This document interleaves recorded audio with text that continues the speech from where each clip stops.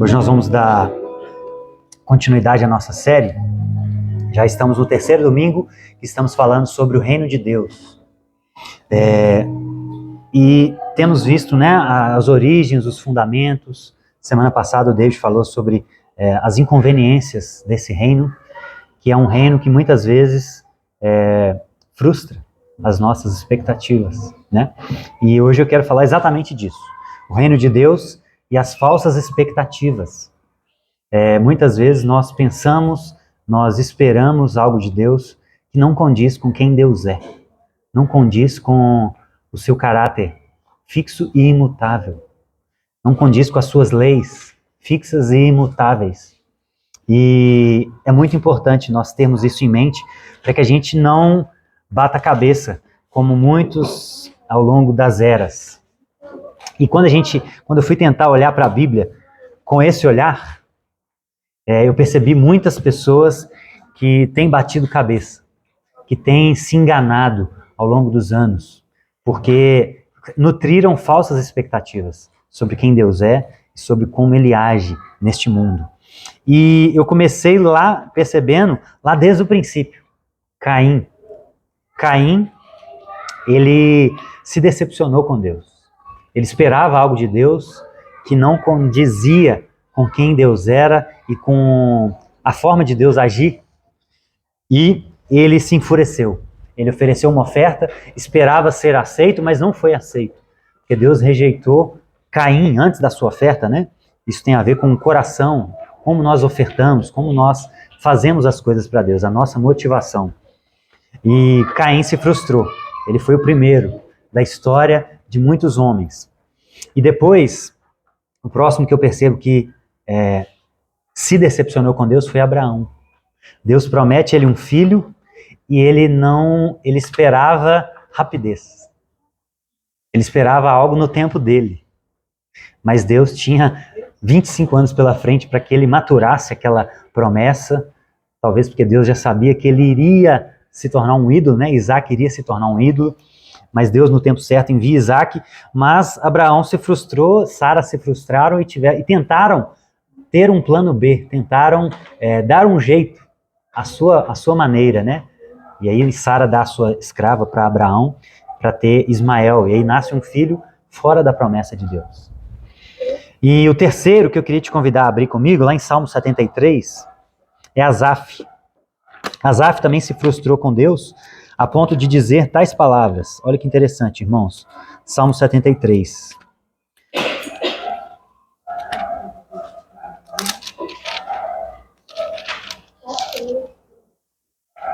Versículo 2.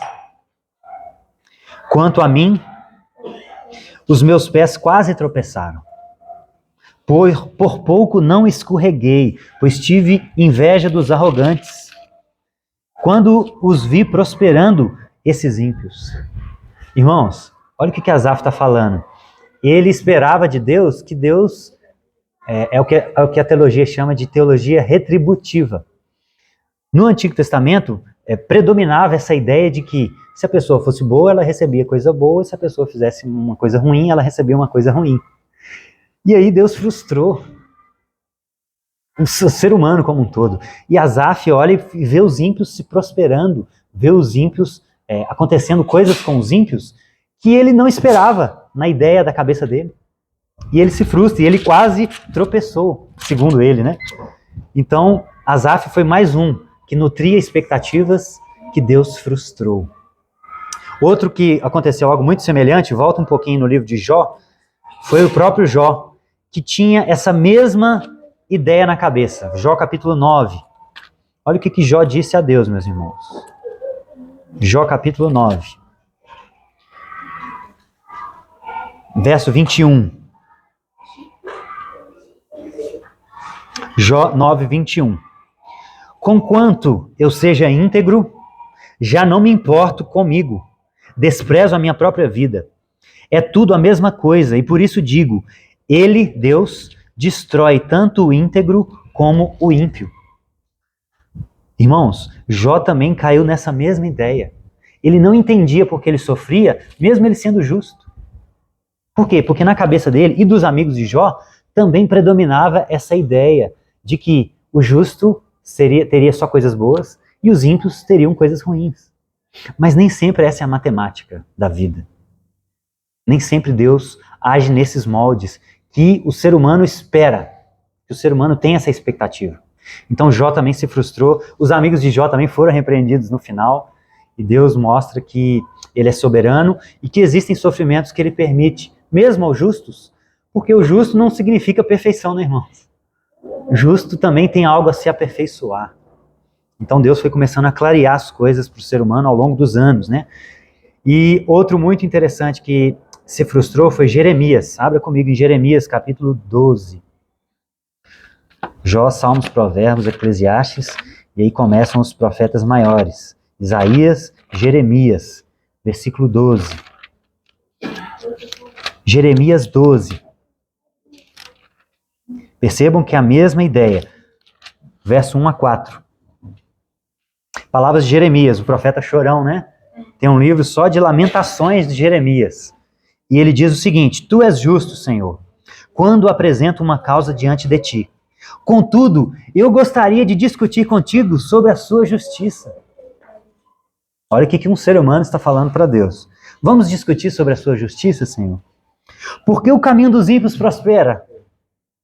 Por que os traidores vivem sem problemas? Tu os plantastes e eles criaram raízes, cresceram e deram frutos. Tu estás sempre perto dos seus lábios, mas longe dos seus corações. Tu, porém, me conheces, Senhor. Tu me vês e me provas a minha atitude para contigo. Arranca os ímpios, aí vem um salmo imprecatório, né? Arranca os ímpios como as ovelhas destinadas ao matadouro. Reserva-os para a matança. Até quando a terra ficará de luto e a relva de todo o campo estará seca? Perecem os animais e as aves por causa da maldade dos que habitam nessa terra, pois eles disseram, eles não verão o fim que lhes espera. Olha que palavras carregadas de lamento, de dor, de dúvidas, a ponto de questionar a justiça de Deus. Então, meus irmãos, e a ideia é a mesma. Os israelitas tiveram muita dificuldade com a forma de Deus agir no mundo. Eles não entenderam que Deus tem uma forma peculiar, que Deus é soberano e que a gente não entende tudo, que nós somos limitados. O ser humano tem dificuldade com isso. E o último exemplo que eu queria citar é Jonas. Quem lembra de Jonas? Jonas, Deus pede para ele pregar para uma cidade sanguinária, que segundo muitos teólogos, mataram os seus familiares. E aí o que Jonas faz? Fica com raiva, foge. E aí Deus manda ele de volta para Nínive, né, através da baleia, e ele prega para Nínive, e Nínive se arrepende, e Jonas se ira no final do livro de Jonas. Por quê? Porque ele fala, eu sabia que o Senhor era um Deus misericordioso, por isso que eu não queria ir lá. Eu não esperava isso do Senhor. Eu esperava juízo para eles, não misericórdia. Jonas ficou decepcionado com Deus também. Então, meus irmãos, essa introdução é para a gente entender que o ser humano, desde o princípio, tem se decepcionado com Deus. O ser humano espera coisas de Deus, o ser humano pensa coisas sobre Deus que não condizem com a realidade. Isso nos faz acender um alerta.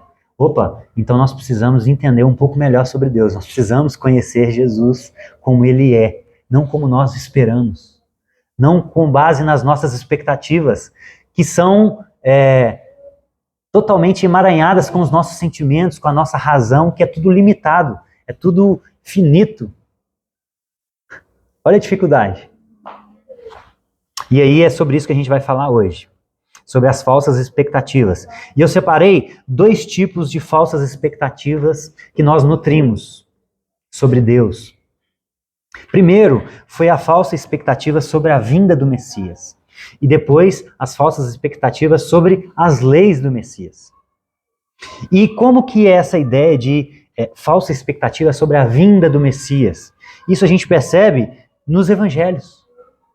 E quando a gente abre os evangelhos, a gente esquece, muitas vezes, que entre Mateus e Malaquias, nós temos uma folha aqui, ó, que representa 400 anos. Essa folha representa 400 anos de história. Então, desde Malaquias, no ano 400 a.C., até a vinda de Jesus, passaram-se 400 anos em que Deus ficou em silêncio profeticamente. Ele não trouxe nenhuma revelação bíblica. Ele continuou agindo no mundo, ele continuou preparando o cenário para a vinda do Messias, isso que é o mais maravilhoso desse período, porém, não teve conteúdo profético, não teve revelação canônica. E isso é muito importante, entendermos um pouco desse período, é muito importante para a gente entender o porquê dessa falsa expectativa. E quando a gente vai lembrar a história do povo de Israel, eles tiveram 3 exílios, né? A Síria, Babilônico, e o último foi os persas, que dominaram os babilônicos e permitiram que os israelitas voltassem para Jerusalém, inclusive para reconstruir a cidade, né? Esdras, Neemias são desse contexto. Eles voltam para reconstruir Jerusalém, que tinha sido destruída pela Babilônia. Então os persas dominaram Israel nesse período, né? No período depois de Malaquias. E depois dos persas vieram os gregos. Alexandre o grande Alexandre, famoso aí nas aulas de história, ele dominou toda aquela região, dominou os persas, expulsou os persas e dominou toda aquela região, inclusive que os judeus estavam, Palestina, e foi até a Índia, trazendo a sua cultura grega. Ele era grego. E depois que Alexandre morre, ele era um homem tolerante, né? Ele queria apenas helenizar, ele queria apenas que as pessoas tivessem a sua cultura, a sua língua, mas cada um podia fazer da sua forma, cada um podia adorar o seu Deus, não existia ainda perseguição religiosa nessa época. E depois que Alexandre o Grande morre, os seus generais, 4 generais, assumem os poderes das regiões. Então cada general assumiu o poder de uma região ali da Judéia. E ainda assim, existia uma certa tolerância, só que um deles, Antíoco, começou a pressionar e começou a falar assim, olha, eu cansei desse negócio de tolerância religiosa. Agora ou vocês serão gregos ou vocês não serão nada. E ele institui uma escola grega lá, que todos os judeus tinham que matricular os seus filhos nessa escola grega, e para um judeu isso era um absurdo, né? O judeu ele tinha toda uma tradição de um povo milenar. Então agora eles começam a ser oprimidos e eles não tinham mais liberdade religiosa. A ponto dele falar o seguinte, olha, ele sacrificou um porco dentro do templo. Antíoco Epifânio sacrifica um porco dentro do templo de Israel. O animal mais impuro para um judeu. E aí nesse momento estoura a famosa Revolta dos Macabeus, que tem lá naqueles livros da Bíblia Católica Romana, né? Ano passado eu li essa Bíblia, é muito interessante você entender a história, né? A 1º e 2º Macabeus narram essa história que aconteceu nesse período, por volta de 200 a.C. E essa revolta, Macabeus eram judeus, eram homens liderados por Judas Macabeu, que conseguiram a independência durante 100 anos dos gregos. Então eles se revoltaram durante alguns anos, conseguiram a independência, porque aquele ato de sacrificar o porco foi o fim da picada para eles, e eles se revoltaram. E conseguiram vencer os gregos. Então os judeus, nesse período, tiveram 100 anos de independência. Então desde 722, na invasão dos assírios, só nesse período, depois de 500 anos, que eles conseguiram respirar durante 100 anos, sem opressão de nenhum povo estranho. Isso fez com que levantasse uma falsa expectativa sobre a vinda do Messias. Porque essa revolução gerou nos judeus uma expectativa de um Messias militar. Entenderam? Foi exatamente esse período de 100 anos de independência desse povo que nutriu dentro do povo de Israel uma expectativa de um Messias militar. Por isso que eles não entendiam quando Jesus falava, olha, o meu reino não é desse mundo. E eles ficavam assim, mas como assim, Jesus? Quando que nós vamos derrotar Roma?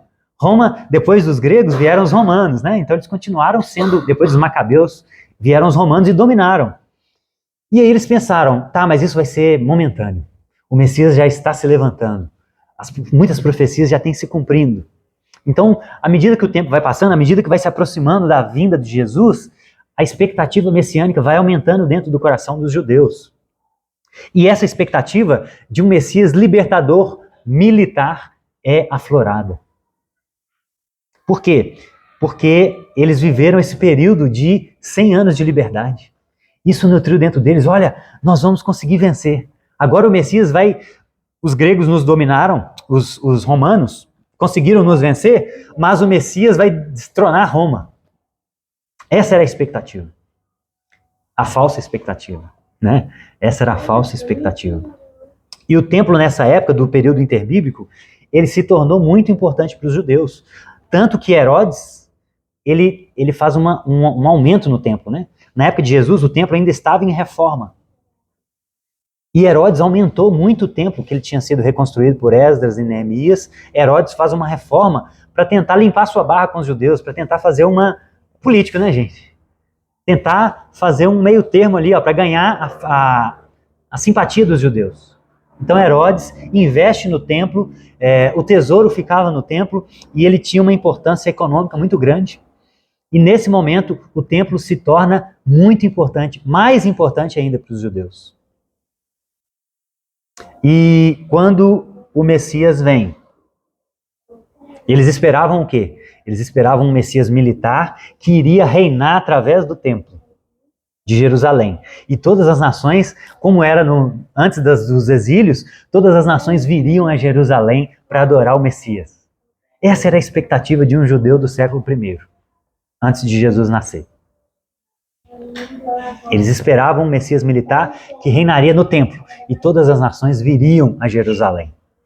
E quando o Messias vem, meus irmãos, Jesus vem e se entrega pacificamente ao maior inimigo deles, que eram os romanos. E aí eles já não começam a entender, como assim, Jesus?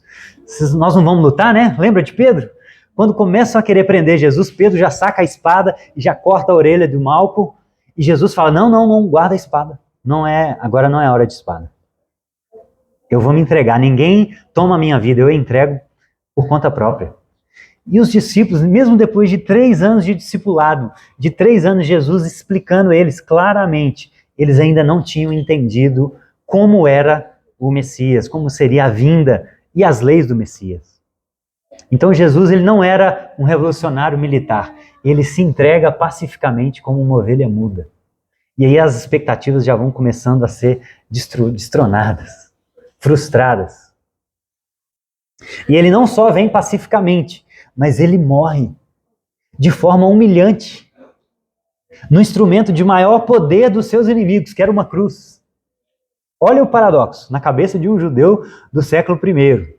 Então sempre, hoje o tom da mensagem é o que a gente cantou também, irmãos, é humildade. Sempre que a gente achar que sabe demais, que a gente tende a olhar para esses irmãos e pensar assim, como que eles fizeram isso? Como que eles negaram Jesus? Mas olha o contexto, olha a expectativa deles. Jesus frustrou todas essas expectativas. Ele esperava um Messias militar, guerreiro, e Jesus vem como uma ovelha muda e morre sobre uma cruz. O maior instrumento de tortura dos seus inimigos, e se entrega pacificamente. Então imagina a cabeça de um judeu nessa hora. Deu tela azul, bugou a cabeça deles. Eles não entenderam nada. Frustrou todas as expectativas deles. E não só isso, mas no ano 70 depois de Cristo, aquele templo que eles achavam que o Messias iria reinar e todas as nações viriam para aquele templo, ele é destruído de novo. No ano 70 depois de Cristo, Tito, um imperador romano, invade Roma e destrói o templo dos judeus. Mais uma vez, incendia Roma inteira.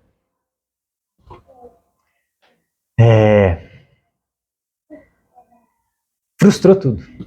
Todas aquelas expectativas foram frustradas. Eles não entenderam como seria a vinda do Messias. E muitos rejeitaram o Messias exatamente por isso, irmãos. Muitos tropeçaram exatamente nessa falsa expectativa. Por isso que isso é muito grave, é muito sério. Quais expectativas nós temos sobre Deus, sobre Jesus? Isso pode falar muito sobre como nós nos relacionamos com Ele. Ontem a gente encontrou um casal de amigos e o marido estava desabafando comigo, falando, olha, eu estou num momento de raiva, tem mais de um ano que eu tenho conversado com ele sobre isso, Mas ele falou que ele está num momento de briga com Deus. Deus frustrou os planos dele. Não só os planos, mas as expectativas. Porque ele perdeu muitas pessoas que ele amava, e isso fez com que ele nutrisse essa... Como assim, Deus? Como assim?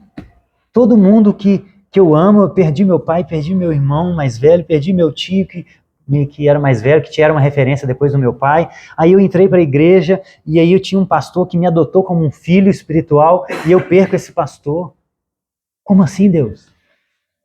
O que o Senhor quer fazer comigo? E ele está nessa fase de revolta.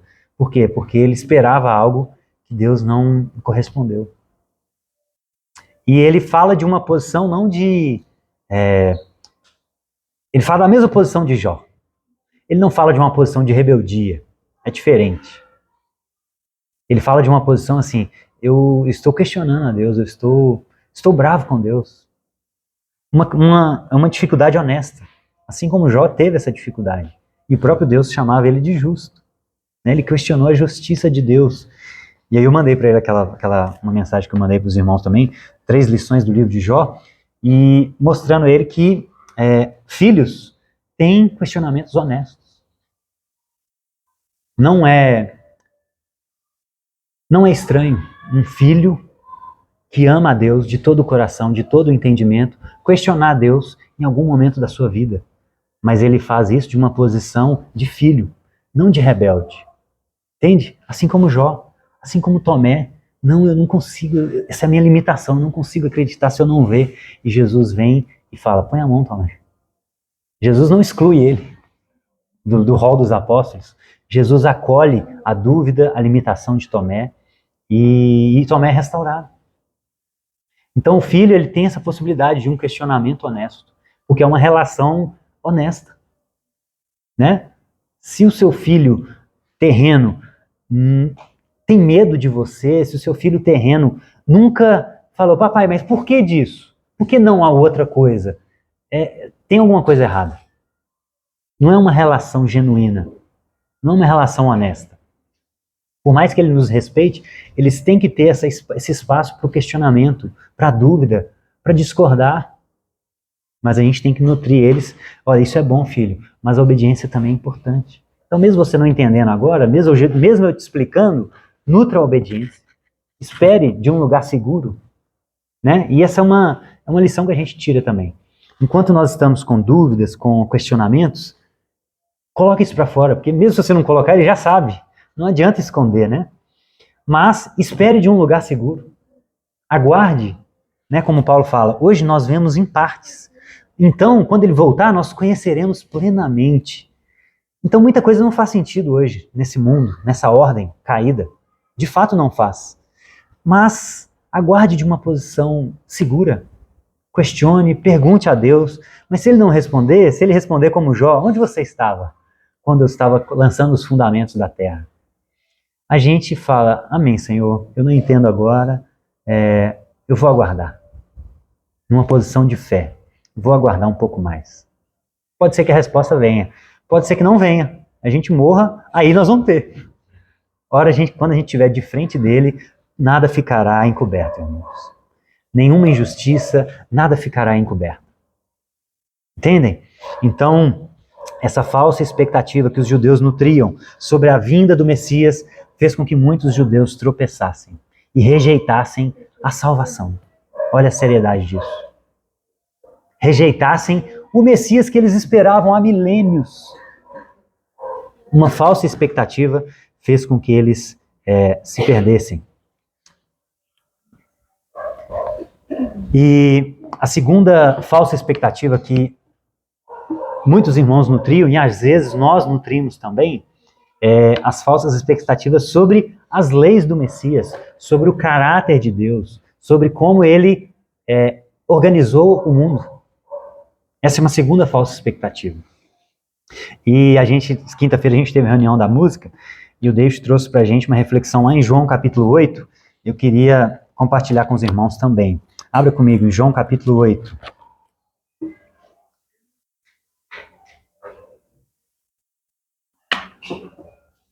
Jesus, em uma tacada, em uma intervenção, ele organiza dois grupos diversos que tinham expectativas e falsas ideias sobre Jesus. Num evento. Esse aqui é o evento da mulher pega em adultério, né? Todos conhecem esse evento. E versículo 2. Ao amanhecer, Jesus apareceu novamente no templo, onde todo o povo se reuniu ao seu redor. E ele se assentou para ensiná-lo. Os mestres da lei e os fariseus trouxeram-lhe uma mulher surpreendida em adultério. Fizeram-na ficar em pé diante de todos e disseram a Jesus: Mestre, essa mulher foi surpreendida em ato de adultério. Na lei de Moisés, a lei ordena apedrejá-la, tais mulheres. E o Senhor, o que diz? Eles estavam usando essa pergunta como armadilha, a fim de ter uma base para acusá-lo. Mas Jesus inclinou-se, começou a escrever no chão com o dedo, visto que continuavam a interrogá-lo. Ele se levantou e disse: Se alguém de vocês estiver sem pecado, seja o primeiro a atirar a pedra. Então ele se inclinou novamente e continuou escrevendo no chão. Os que o ouviram foram saindo, um de cada vez, começando pelos mais velhos. Jesus ficou só, com a mulher em pé diante dele. Então ele se pôs em pé e perguntou para a mulher: Mulher, onde estão eles? Ninguém te condenou? Ninguém, Senhor, disse ela. Então Jesus declarou: Eu também não a condeno. Agora vá e abandone a sua vida de pecado. Irmãos, eu percebo nesse texto que Jesus aqui, ele trata com dois públicos diferentes. Primeiro público, que muitas vezes nós nos encaixamos, que é o religioso hipócrita, que é o religioso com uma soberba espiritual. Que são esses homens que trouxeram para Jesus uma mulher adúltera. E qual que era a pegadinha dos judeus aqui para Jesus, né? O versículo 4 diz que versículo 6, que eles estavam usando essa pergunta como uma armadilha. Qual que era a armadilha? Isso aqui é maravilhoso, irmãos. Olha a sabedoria de Jesus. Eles trazem uma mulher pega em adultério. A lei dizia que a mulher tinha que ser apedrejada, ok, mas não só ela, o homem também, que tinha cometido o ato de adultério. Então, se Jesus fala assim, podem apedrejar essa mulher, sem chamar o homem, eles iriam acusar Jesus de ir contra a lei. Porque a lei dizia que tinha que matar os dois. Não só a adúltera, mas o adúltero também. Então, se Jesus fala, pode apedrejar a mulher, eles iriam acusá-lo. Olha, você não é o Messias. Você está indo contra a lei. Entendem? Se ele fala assim, não precisa apedrejá-la, a lei dizia que tinha que apedrejar. Então, eles iriam acusar Jesus também de ir contra a lei. Fora a questão do Império Romano, né? Porque os judeus não podiam sentenciar ninguém à morte. Eles tinham que entregar para... É como se hoje a gente tivesse que entregar para a polícia. Nós, igreja, não podemos crucificar uma pessoa que está em pecado. Sou Antônio, vem cá, vamos crucificar. Não, ele tem que responder na justiça, não é isso? Nessa época era a mesma ideia. Os judeus não podiam matar uma pessoa, condená-la, tinham que entregar para Roma. E Roma tinha todo um processo jurídico, né? Inclusive que nós do Ocidente herdamos muito dessas leis, dessa ideia. E então Jesus estava numa enrascada. Se ele fala que tinha que matar, ele iria contra a lei, porque tinha que ter o homem junto. Mas se ele fala para não matar também, ele iria contra a lei. Ou seja, o que ele falasse, sim ou não, eles iriam acusá-lo de não ser o Messias, por não conhecer a lei. E aí qual que é a saída dele? Genial. Ele fala, ok, então o primeiro que não estiver pecado pode atirar a primeira pedra. Gente, só pode ser Deus mesmo, né? Porque, assim, e eles começaram a ser acusados pela sua consciência. Então aqueles que se achavam bons demais, que se achavam melhor que os outros, foram acusados na sua soberba, esses religiosos com soberba espiritual. Foram acusados. E os mais velhos, né, como sempre, os mais sábios, saíram primeiro. porque tem mais consciência de quem são, tem mais consciência das suas limitações. Né? Como o Deide falou, o jovem acha que sabe demais. Descobriu um pedacinho da realidade e já acha que sabe demais. Então os mais velhos saíram primeiro, depois foram os mais jovens, mas todos saíram. Não ficou nenhum para atirar a primeira pedra naquela mulher. E aí alguns podem falar assim, tá vendo? Jesus é a graça.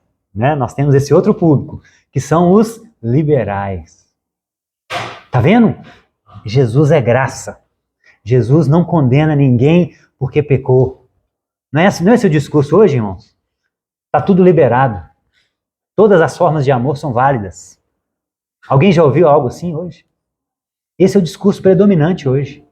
Existe um discurso falso de que a graça de Deus significa que tudo é permitido. Que a graça dele encobre multidões de pecados, que encobre de fato, mas de uma forma totalmente diferente da expectativa do ser humano.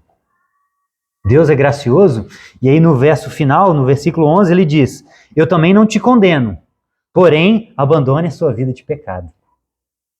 Então Jesus não a condenou à morte, mas ele condenou a sua pecaminosidade, o seu adultério, o seu pecado sexual. Então Jesus aqui ele trata esses dois públicos. Os soberbos achavam que podia matar a mulher, tiveram que sair de fininho. E aí os outros que talvez pensaram, tá vendo? A graça não nos condena, mas Jesus não condenou ela à morte, mas condenou o pecado dela. Ele falou, vá para que não... abandone a sua vida de pecado. Em outro momento, Jesus diz algo mais sério. Para um cego, se não me engano, que ele curou, ele diz, vá e não peques mais para que não te aconteça algo pior. Então a graça de Deus ela é temperada. A graça de Deus ela é perfeita. E essa é a lição que Jesus nos traz nesse texto. Esses dois públicos que tinham expectativas totalmente equivocadas sobre Jesus. Uns que viam só o juízo e outros que veem só a graça. Jesus vem e traz o equilíbrio perfeito entre juízo e graça. Ele mostra para os religiosos soberbos que existe graça. Vocês queriam condenar essa mulher? Então, quem aqui é digno de condená-la? Quem aqui não tem pecado? Então Jesus mostra graça para os religiosos soberbos e Jesus mostra juízo para esses liberais que acham que tudo pode, que está tudo liberado. Entendem? Por quê? Porque esses grupos nutrem falsas expectativas sobre Jesus, sobre a lei de Jesus. E o último exemplo que eu queria trabalhar com os irmãos está lá em Lucas capítulo 9. Volta um pouquinho. Lucas é antes de João. Lucas capítulo 9, verso 51.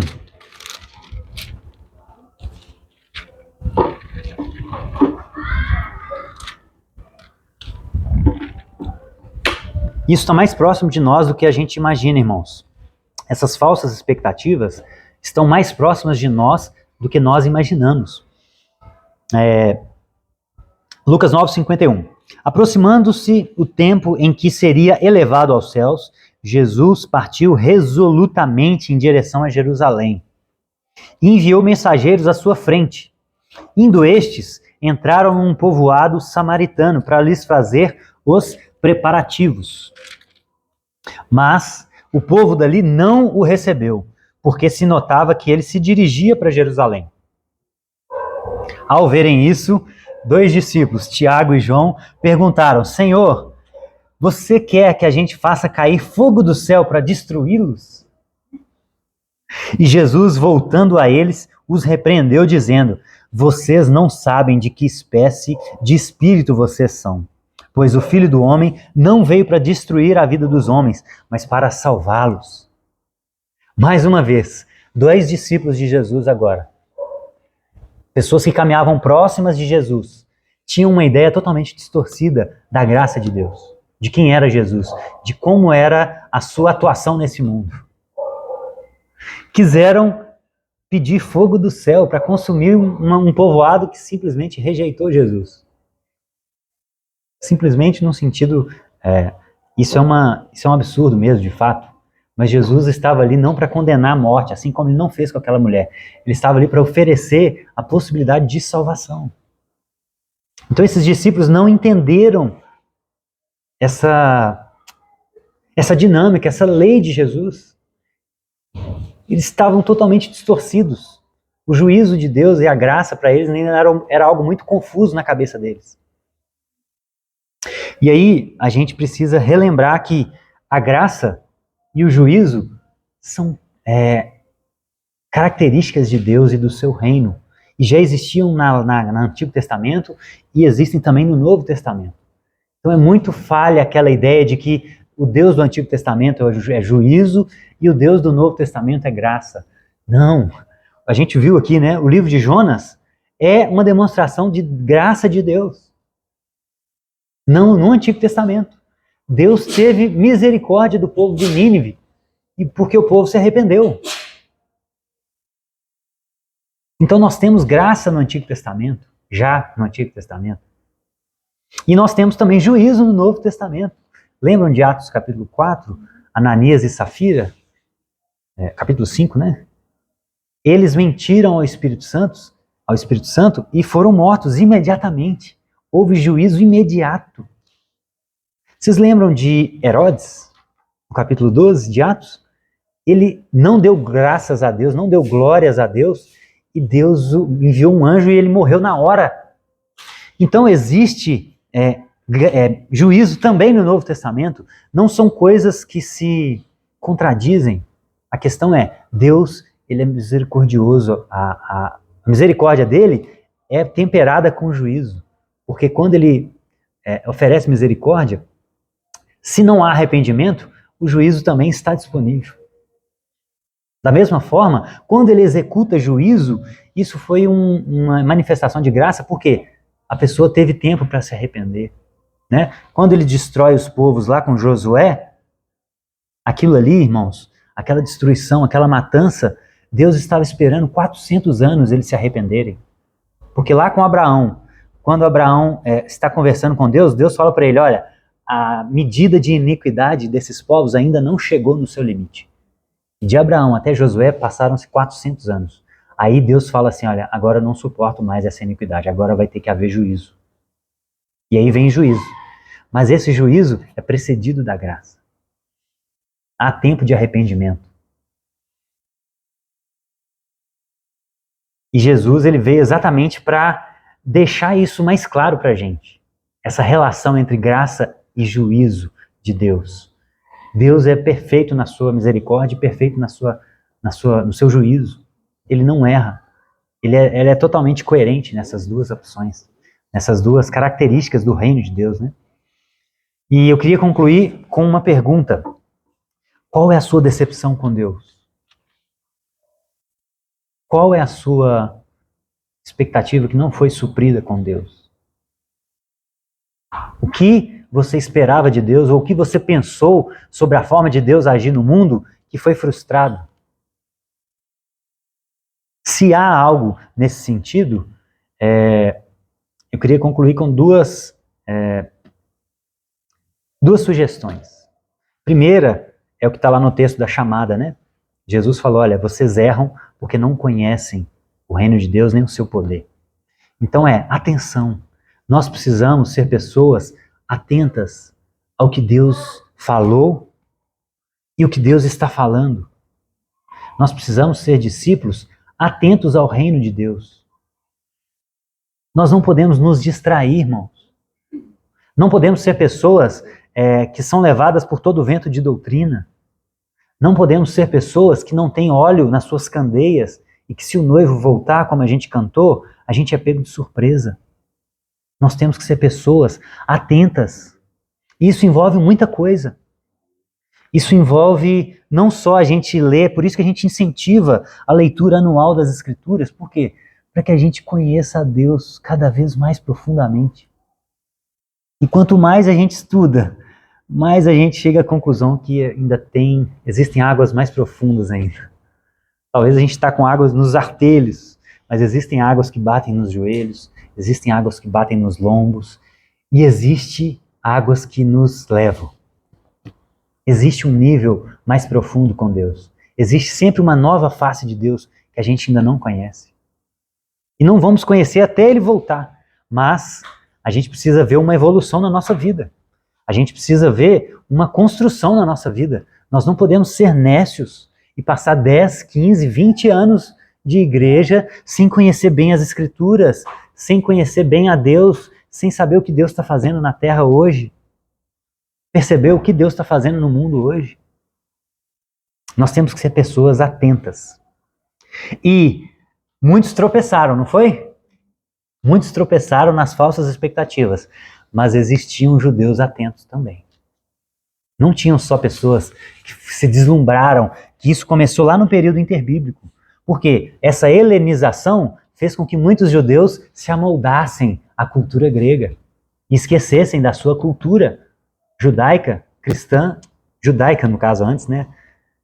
Muitos se amoldaram à cultura dos gregos, deixaram de aprender a língua hebraica, começaram a mudar os seus hábitos alimentares, e aí foi se perdendo ao longo dos anos. Se distraíram. Muitos judeus se distraíram. Mas existiam judeus atentos nessa época. Lembra de Zacarias e Isabel? Eles estavam na posição de justiça, esperando as promessas. Eles não se dispersaram. Eles não se distraíram com as ilusões dos gregos, o império gigantesco. Eles não se distraíram. Eles estavam na posição correta, esperando, atento, os ouvidos de Deus para ferir a terra com a vinda do Messias. E lembra de quando João Batista, o próprio João Batista, teve a sua dúvida? Ele manda pessoas para perguntarem: você é o Messias mesmo que deveria vir? Lá em Mateus capítulo 11. Olha comigo, Mateus capítulo 11. O João Batista, que pregou que disse que Jesus era o Cordeiro de Deus que tira o pecado do mundo, teve dúvidas sobre a messianidade de Jesus. Mateus 11, verso 2. João, ao ouvir na prisão, ele já estava preso, que o Cristo estava fazendo, enviou seus discípulos para lhe perguntarem: és tu aquele que haveria de vir, ou devemos esperar algum outro? João ficou com dúvida. E olha a resposta de Jesus. Essa é uma resposta para pessoas atentas, para pessoas que sabem o que Deus está fazendo na terra. Irmãos, olha que maravilhoso. Jesus respondeu: voltem e anunciem a João o que vocês estão ouvindo e vendo.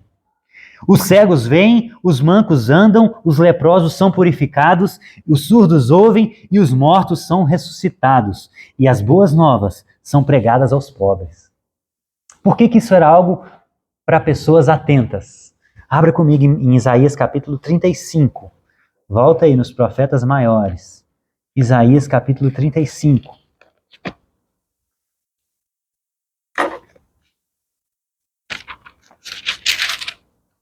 Verso 5.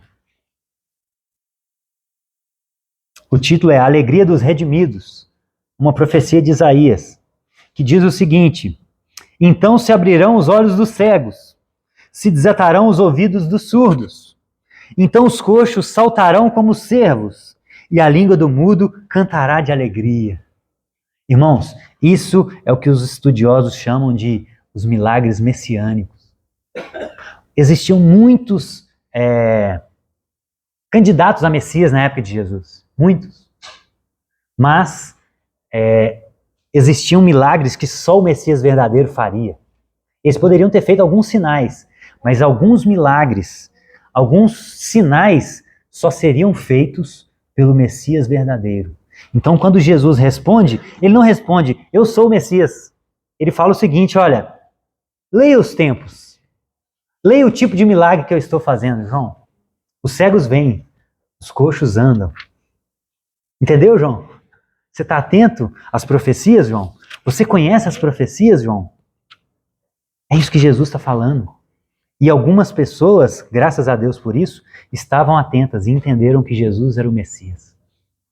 A maioria falou: crucifica-o. Mas alguns poucos estavam atentos ao reino de Deus, às suas leis, e entenderam: não, ele de fato é o Messias. Eu conheço, eu já li Isaías 35. Eu conheço os milagres do Messias verdadeiro. E Jesus deixa para ressuscitar Lázaro na semana final, próximo da sua ressurreição, da sua morte e ressurreição, propositalmente. Por quê?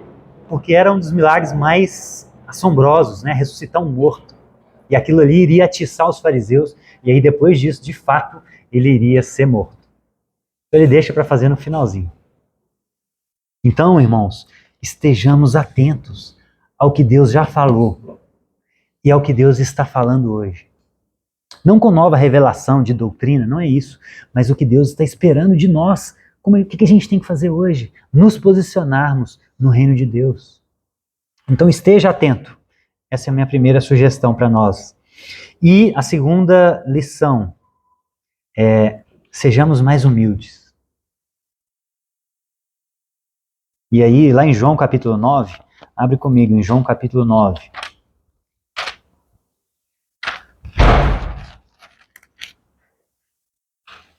João capítulo 9, 16.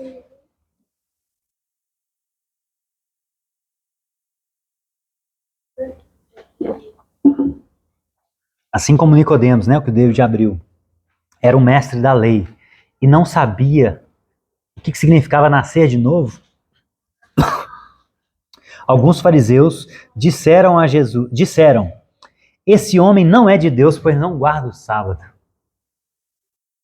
Mas outros perguntavam, como pode um pecador fazer tais sinais miraculosos? Olha que interessante. Eu tenho anotado isso e um dia eu quero organizar esse estudo.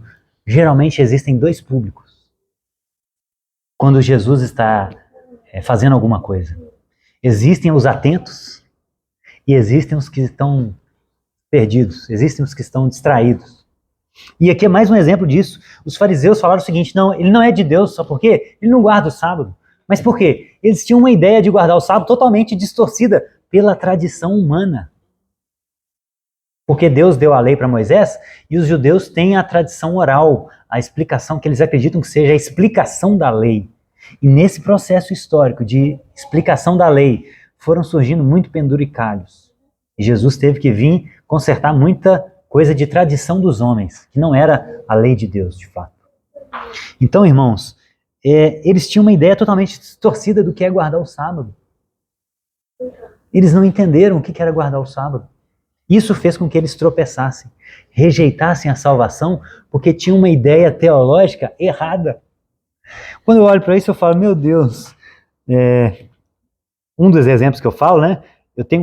Hoje eu tenho muito temor de falar assim, fulano é herege. Porque eu penso assim, cara, será que eu entendi direito? Isso é uma palavra muito dura, muito séria, falar que alguém é um herege. A gente não vive hoje num período de inquisição, né? Naquela época era pior, porque o herege era queimado. Mas, ainda assim, é muito pesado falar assim, fulano é um herege. A gente corre um risco muito grande.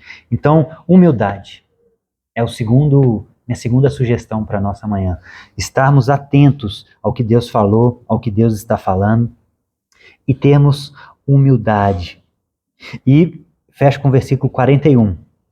Jesus discutindo com esses fariseus. Os fariseus falando, olha, você está falando que a gente é cego? E Jesus fala, se vocês fossem cegos, não seriam culpados de pecado. Mas agora que dizem, podem ver, a culpa de vocês permanece. Que grande lição de humildade, né? Que grande lição para pensarmos assim, olha, eu preciso de fato estudar o máximo que eu conseguir das Escrituras, estar atento ao que Deus já falou, mas com humildade. Com humildade, porque a gente sabe pouco, a gente é limitado. E a gente está limitado não só pela limitação intelectual, mas pelo nosso pecado. O nosso pecado distorce o que a gente entende sobre Deus. O nosso pecado tem a tendência de querer moldar a Deus. E essa é uma tendência moderna, atual. Pessoas que querem viver a sua sexualidade de forma como elas acham que devem ser e tentam encaixar Deus nessas vontades deles. Entende? Pessoas que querem lidar com o dinheiro da forma como bem entendem e querem fazer com que Deus se encaixe nessa vontade deles. Então tem sempre um grupo tentando encaixar Deus nas suas expectativas falsas. Mas Deus tem a sua palavra. Deus deixou registrado o que Ele pensa sobre a nossa sexualidade. Deus deixou registrado o que Ele pensa sobre a nossa forma de administrar os recursos deste mundo. E a gente não pode querer manipular Deus por causa das nossas falsas expectativas. A gente tem que se encaixar no que Deus pensa e não o contrário. Então eu queria te convidar a ficar de pé para orarmos e finalizarmos.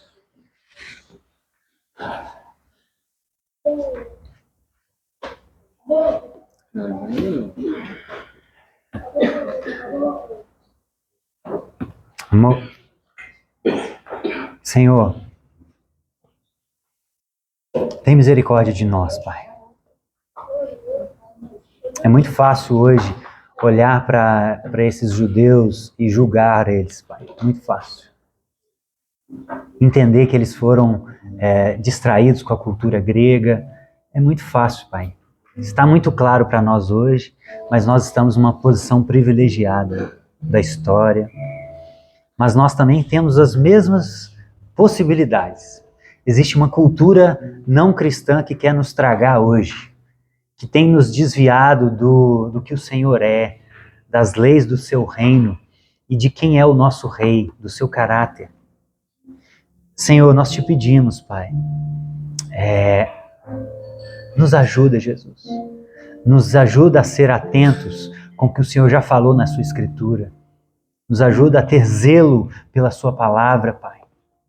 Nos ajuda a querer e desejar entender a sua palavra e o Senhor com toda a nossa força e nosso entendimento, para que nós não sejamos pegos de surpresa, para que nós não sejamos distraídos com as diversas distrações desse mundo, Pai. Ajuda a mim, a minha casa, os meus irmãos a serem pessoas atentas, assim como os bereanos eram atentos e examinavam o que um apóstolo estava falando. Não era porque ele era apóstolo que ele estava acima de Deus, mas eles verificavam nas Escrituras o que Paulo dizia.